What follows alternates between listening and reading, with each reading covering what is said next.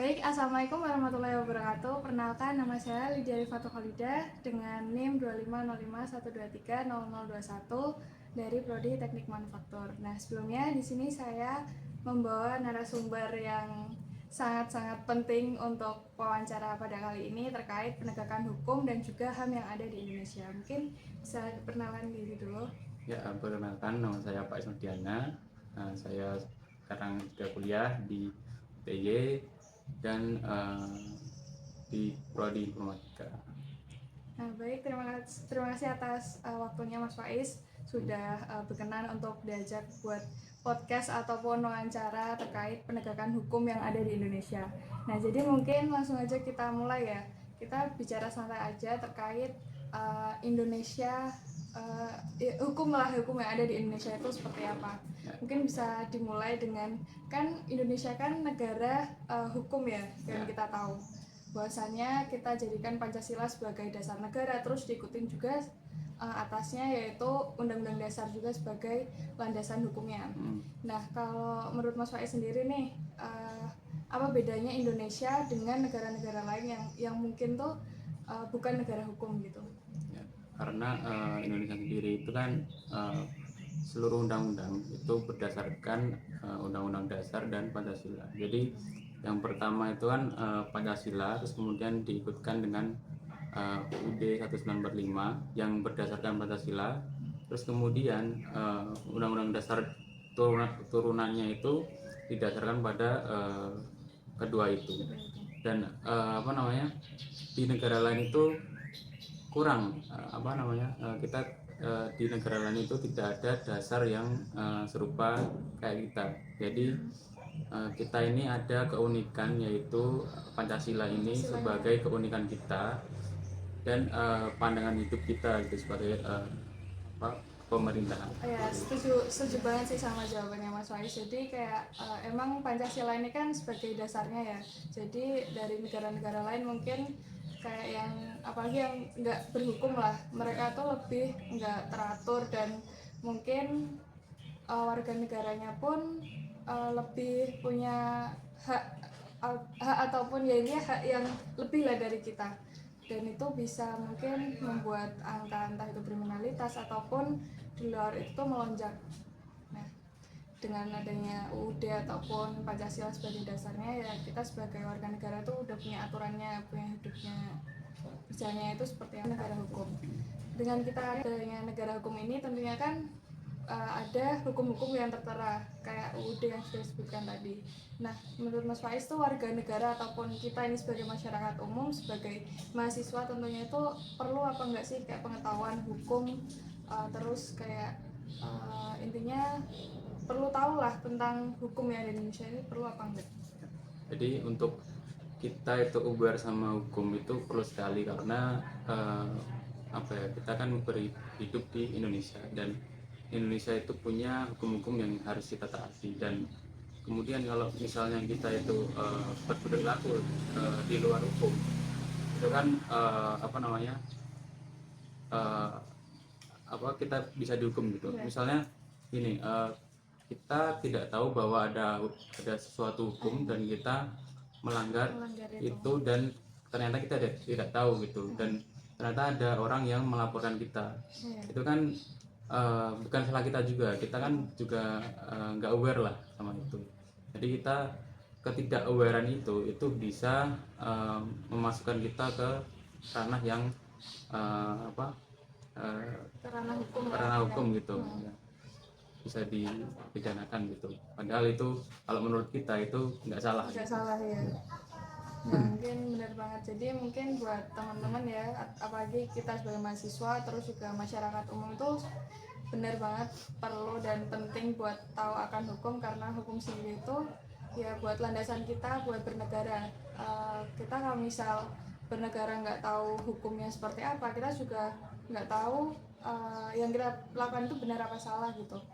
Yang seperti dikatakan Mas Faiz tadi, mungkin aja kita ngerasa itu benar, tapi ternyata di mata orang lain yang tahu akan hukum itu salah dan mungkin malah bisa berakibat fatal buat kita juga. Nah, ngomong tentang negara hukum Indonesia, nah kalau dari Mas Faiz sendiri, hukum di Indonesia itu udah oke atau belum, udah berjalan dengan baik atau belum. Kan dengan adanya udah ada UUD dan juga Pancasila sebagai dasarnya itu sudah berlaku dengan baik atau belum di Indonesia gitu. Menurut pandangan saya itu hukum di Indonesia itu ya 50-50 lah. Jadi ada yang menggunakannya tidak taat hukum, seperti apa namanya kemarin eh, di kasus Surabaya itu juga apa namanya eh, apa hakimnya itu ternyata disogok gitu kan. Jadi kan kita sebenarnya tidak tahu gitu apakah apa putusan-putusan hukum itu eh, Benar-benar benar-benar atau di enggak. pure sesuai apa pertimbangan hakim, atau ternyata ada uh, apa persekongkolan di belakangnya gitu. Jadi hukum itu apa ya, kita harus kembangkan terus supaya dia itu tidak bisa dijegal gitu. Ya mungkin ya sih, menurut saya juga ya kalau dari negara Indonesia sendiri itu hukumnya juga mungkin masih diimplementasinya, entah itu warga negara ataupun penegak hukumnya itu mungkin memang masih belum cukup lah buat implementasinya. Tapi mungkin dengan adanya, paling nggak kita udah punya landasan dan juga hukum-hukumnya, daripada kita nggak punya sama sekali kan, nanti malah makin semena-mena rakyatnya. Tapi mungkin ya itu kurang di kalau misal ada sogokan atau di balik layarnya itu dikasih uang terus tiba-tiba hakimnya langsung bodo amat lah sama kasus itu, kan juga sulit ya. Apalagi mungkin ya dari masyarakat yang mungkin menengah ke bawah, kan mereka kan juga mungkin sulit buat bersuara adilannya. Kayak misal mereka sebenarnya punya ya intinya hak-hak mereka itu nggak terpenuhi ataupun adanya kasus-kasus lah. Nah mereka tuh takut buat mengurus ke pengadilan karena mereka rasa itu pengadilan kita itu kayak kurang ramah lah ke orang-orang yang mungkin kurang uang ataupun buat masyarakat yang tergolong ekonominya rendah gitu. Kalau menurut Mas Faiz gimana buat lembaga penegakan hukum sekarang? Oke, jadi mungkin untuk apa lembaga hukum kita itu mungkin kurangnya edukasi tentang bagaimana cara kita itu melaporkan sebuah permasalahan atau sebuah sengketa itu di apa di pengadilan. Karena apa ya, kita sebagai orang awam kan melihat bahwa mendengarlah bahwa di pengadilan itu butuh uang. Nah kita kan nggak tahu bahwa ada beberapa hal yang nggak butuh uang, karena kemungkinan untuk misalnya untuk sengketa tanah dan lain-lain itu mungkin butuh uang ya untuk mengurus ke pengadilan. Dan kita perlu edukasi seperti itu. Mungkin saya sendiri juga perlu gitu, karena saya sendiri juga belum tahu gitu tahapan-tahapan apa aja yang perlu dilakukan untuk pengajuan ke pengadilan. Ya, pengajuan ke pengadilan gitu. Jadi itu perlu banget, karena kita kalau kena masalah itu biar bisa diselesaikan di pengadilan. Kalau secara kekeluargaan tidak bisa diselesaikan seperti itu. Nah berarti intinya masyarakat kita itu emang perlu ya buat edukasi. Sebenarnya tuh ke peradilan tuh coba dulu nggak apa-apa lah melaporkan, dan juga perlu edukasi tentang step by stepnya itu gimana buat ke pengadilan, apa aja yang perlu disiapkan, bagaimana cara pelaporannya, dan juga mungkin nggak semuanya itu memang perlu uang, tapi emang ada beberapa yang memerlukan uang juga buat kasus-kasus tertentu. Mungkin juga dari pengadilan juga bisa memberitahu ya, transparansi buat apa aja yang perlu ini dijabarkan uang segini ternya yang mungkin harus disampaikan oleh pengadilan kita ke masyarakat umum. Kita lanjut ke studi kasus, kenapa sih sulit sekali buat menghukum orang-orang yang mungkin mereka tuh emang benar-benar melanggar hak orang lain, tapi mereka tuh punya pengaruh yang besar gitu ya, anggap aja mereka punya jabatan dan punya backingan yang besar, itu kenapa sulit buat dihukum? Ya, karena seperti apa ya, apa orang-orang penting ini dia itu mempunyai influence yang kuat di pemerintah gitu. Jadi ketika kita itu kabur gitu, itu kita mempunyai menanam apa namanya beberapa orang di pemerintah yang digunakan untuk mengaburkan barang-barang bukti atau informasi-informasi yang bisa dilacak untuk menemukan tersangka. Jadi seperti contoh itu kasus Harun Masiku ya, sampai saat ini belum ditemukan. Dia itu informasi yang saya dapat tuh di Australia kalau nggak salah ya. Jadi dia itu di luar negeri dan sampai sekarang hilang jejaknya. Dan yang kedua itu ada Riza Khalid. Jadi dia itu kabur ketika ada ditersangkakan sebagai korupsi di pertambangan kalau nggak salah. Nah, kedua orang ini punya pengaruh besar di pemerintahan kita gitu. Jadi dia menaruh beberapa orang gitu untuk mengaburkan jejaknya. Jadi seperti itu karena pengaruh yang besar itu tadi. Gitu.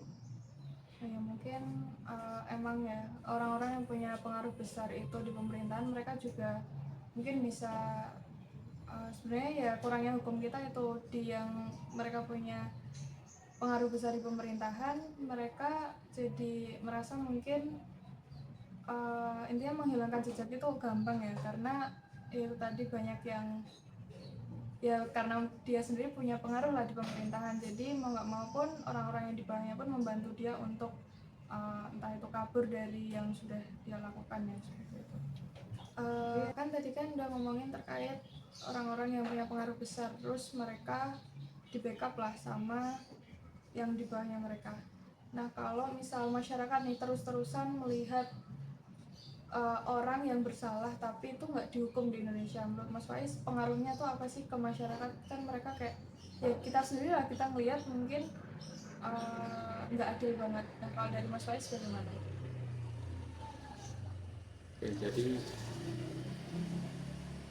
jadi kalau menurut saya itu ketika kita itu sebagai masyarakat melihat bahwa berbagai orang kriminal lah atau orang penjahat lah gitu ya, itu nggak dihukum-hukum atau nggak dicari-cari gitu ya, atau dihukum dengan hukuman ringan gitu, atau orang yang nggak bersalah tapi dihukum dengan hukuman yang sangat panjang gitu, berat. Itu kan berimplikasi ke masyarakat bahwa hukum di Indonesia itu tidak suci atau tidak pure gitu ya, tidak bersih. Jadi kita itu takut ketika berurusan dengan pengadilan. Jadi ya itu tadi, kita ini mau ubar tapi gimana mau ubar gitu kalau pengadilan ini itu bisa diatur sedemikian rupa gitu ya. Jadi seperti itu. Untuk pengaruh ke masyarakat kecil sih ya jadi takut lah kita itu ke hukum. Ya mungkin benar banget ya, karena mungkin di pengadilan sendiri itu gampang terotak-atiknya, entah itu karena pengaruh besar dan juga kayak pengadilannya sendiri terhadap kasus-kasus tertentu itu untuk hukumannya pun nggak, kadang itu ada yang kurang pas, entah itu yang harusnya dihukum ringan malah jadi berat, terus dan juga sebaliknya. Mungkin dari masyarakat sendiri juga selain itu mereka juga jadi benar itu takut akan hukum, terus juga mungkin karena kayak misal orang yang harusnya kriminalitas harusnya dihukum, terus entah dihukum cuma 2 tahun atau 3 tahun setelah yang kriminalitas itu keluar dari jeruji penjara, mungkin dari masyarakat pun juga takut, entah itu takutnya terulang lagi kriminalitasnya ataupun ya tadi sebenarnya itu. Terus kalau misal dari masyarakat itu dapat kekerasan dari oknum-oknum yang harusnya melindungi kita, nah sebenarnya kalau dari Mas Faiz tuh tahu nggak sih kalau itu tuh harusnya kemana gitu buat ngadunya?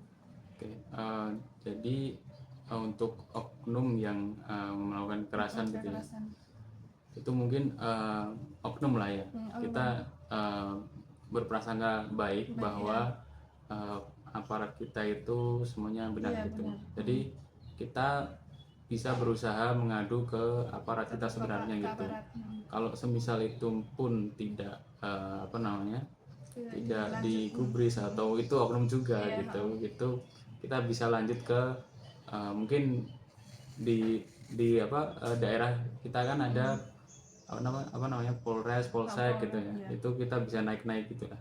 Jadi banyak opsi lah untuk Buat apa namanya mengadu lah. buat ngadu, karena oknum itu banyak, cuma adalah orang-orang yang Tetap aware baik juga. gitu di aparat juga gitu.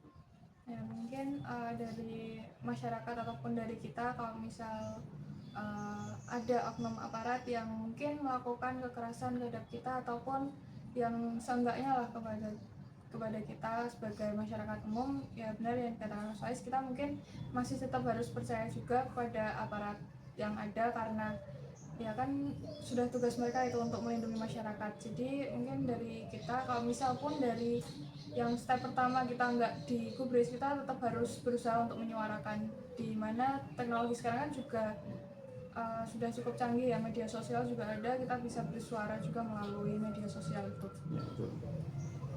Jadi kalau dari masyarakat sendiri kebiasaannya sudah ada korupsi, entah itu yang sudah disebutkan tadi, ya secara tidak sadar mungkin di lembaga sendiri itu sudah terjadi adanya korupsi. Seperti praktiknya itu seperti suap. Nah mungkin bagaimana sih praktik suap ini di lembaga hukum bisa membuat orang yang harusnya benar menjadi kalah, kalau menurut Mas Faiz?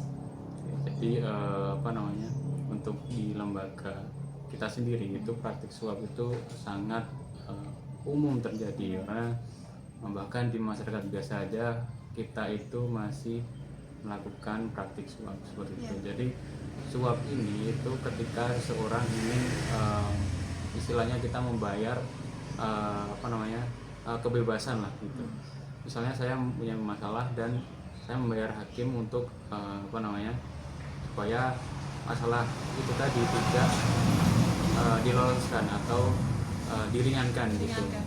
Jadi praktik ini itu terus ada ketika kebiasaan masyarakat kita sendiri itu masih seperti itu. Jadi kalau semisal masyarakatnya seperti itu, kita ini berarti munafik ketika apa ya adanya kasus korupsi, terus kita bersuara yang paling lantang. Bahkan kita sendiri itu juga melakukan suap menyuap seperti itu, atau kita itu juga melakukan korupsi kecil-kecilan lah. Itu kan apa ya, ketika kita itu jadi pejabat juga, kalau kita itu kebiasaannya melakukan seperti itu kalau kita bekerja di lembaga itu pasti akan melakukan apa namanya hal-hal seperti itulah, karena dinilai dari kebiasaan kita bahwa kita ini juga melakukan korupsi secara tidak sadar gitu. Dan kita membenarkan hal tersebut, dan ketika lembaga itu melakukan korupsi yang besar, kita ini seolah-olah paling suci lah gitu untuk mengejudge lembaga itu, bahwa bahkan kita aja masih kayak gitu. Ya, seperti itu dari tanggapan dari saya. Ya mungkin benar banget sebenarnya tuh pun kalau menurut saya juga dari lembaga sendiri kan dulunya mungkin sebagai masyarakat umum, yang dimana emang kita harusnya dari masyarakat umum sendiri itu punya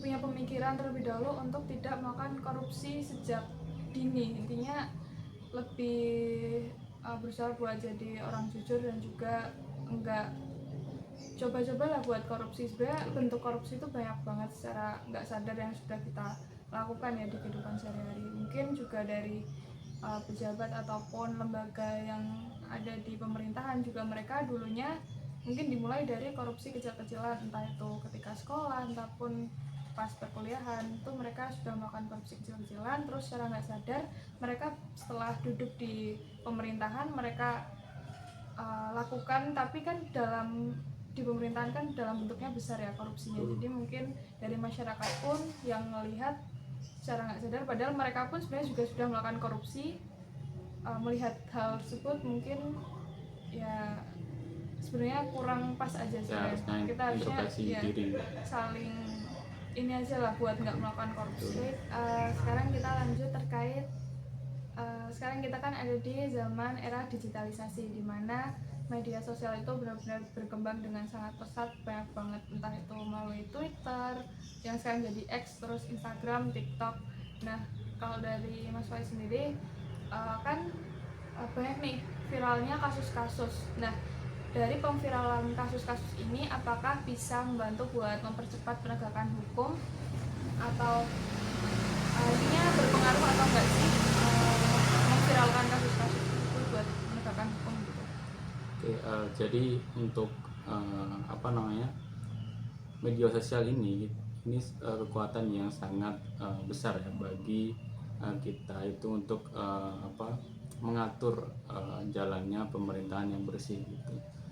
Tapi juga bisa menjadi apa, pedang bermata dua, karena menurut kita itu salah, tapi dengan keadaan tertentu itu kemungkinan di sana itu perlu melakukan seperti itu gitu. Jadi dan baiknya lagi, keviralan di media sosial ini itu kita bisa melewati beberapa apa ya, kita bisa melawan pejabat yang istilahnya pangkatnya itu tinggi gitu. Jadi kan apa, kemungkinan ketika kita viralkan seperti itu, pemerintahan pusat itu malu bahwa pejabat itu melakukan sesuatu lah yang melanggar hukum gitu. Terus kemudian pemerintahan pusat akan melakukan tindakan untuk memberhentikan atau memecat dia dari jabatannya gitu. Jadi media sosial ini sangat apa, membantulah, pengaruhnya sangat besar gitu. Ketika masyarakat itu digerakkan secara masif, itu akan apa ya, mendapatkan kekuatan yang besar untuk melawan orang dengan jabatan yang tinggi. Iya benar banget, saya pun setuju terkait tanggapannya Mas Faiz, bahwasanya tuh media sosial sekarang tuh emang benar-benar berfungsi lah buat membantu masyarakat yang mungkin awalnya ya seperti dibilang tadi, masyarakat tuh bingung kalau misal ada suatu kasus ataupun ini kasus yang mau diadukan tuh bingung lah mau mengadu ke siapa, mungkin yang mereka belum tahu terkait step pengaduannya. Terus dari mereka mungkin kebanyakan sekarang justru kasus-kasus gitu langsung diviralkan melalui media sosial. Dan banyak juga kasus-kasus terkait pejabat yang ada di Indonesia sendiri yang kemudian ya mau nggak mau dari pemerintahan pun ikut turun tangan lah, akhirnya pun melirik kasus tersebut, karena dari masyarakat sendiri emang udah benar-benar booming. Dan kalaupun misal dari oknum tersebut yang melakukan pelanggaran tersebut tetap berjalan di pemerintahan, sedangkan dari masyarakat sudah melihat kasus tersebut dan belum ada tindak lanjut, mungkin juga dari masyarakat bakal iyalah bakal lebih sulit untuk pemerintahan menangani masyarakat. Jadi pemerintahan pun akhirnya melirik dan akhirnya dari kasus tersebut pun dapat teratasi dan terbantu melalui media sosial tersebut. Setelah kita berbicara terkait banyak hal terkait penegakan hukum itu sendiri, kalau dari Mas Faiz lebih memilih kita memperbaiki hukum kita ataupun sistem undang-undangnya, atau kita perlu sebenarnya buat memperbaiki moral dari para penegak hukumnya ataupun masyarakat umumnya? Mungkin kita bisa menggunakan prioritas dua-duanya gitu. Misal kita bisa membuat undang-undang untuk memberikan apa ya, di kurikulum pendidikan itu adanya pengembangan etika dari SD, SMP, SMA. Jadi kita bisa mendidik anak bangsa kita sekaligus apa namanya, penerus pejabat-pejabat atau penegak hukum itu, untuk supaya mereka itu ketika menjadi penegak hukum itu tidak melakukan hal-hal yang di luar etika atau di luar apa namanya, common sense lah gitu. Terus di undang-undang tersebut kita bisa apa, mengatur bahwa untuk kurikulum kedepannya itu bisa dikasih mata kuliah gitu, atau pelajaran untuk beberapa tingkatan gitu. Kalau di kuliah sendiri itu kan ada namanya etika profesi gitu. kemungkinan di SD, SMP, SMA itu belum terlalu dalam untuk menggali pelajaran tentang etika tersebut. Jadi mungkin kita bisa start dari anak-anak karena proses development anak-anak itu bisa kita inject dengan pengetahuan-pengetahuan tentang etika seperti itu. Oke, dari Mas Faiz kan memilih buat kedua prioritasnya ya, memperbaiki sistem undang-undangnya dan juga memperbaiki moral. Jadi secara nggak sadar ya dari kita perubahan kurikulum tersebut kita juga bisa memperbaiki moral-moral yang mungkin mereka itu akan menjadi penerus dari penegakan hukum di Indonesia. Dan harapannya juga kedepannya yang duduk di atas sana, yang duduk di pemerintahan itu mereka yang punya intinya kejujuran yang benar-benar jujur lah, dan juga untuk masyarakat juga depannya. Mungkin terus kita langsung saja ke pertanyaan terakhir. Apa sih hal yang mungkin dari yang bisa kita lakukan sebagai mahasiswa buat menyadarkan orang akan pentingnya hukum di Indonesia gitu? Oke, kita ini sebagai mahasiswa itu beri kesempatan gitu untuk berkuliah ya. Kita diberikan materi-materi yang misalnya orang yang lulusan SMA itu tidak didapatkan gitu.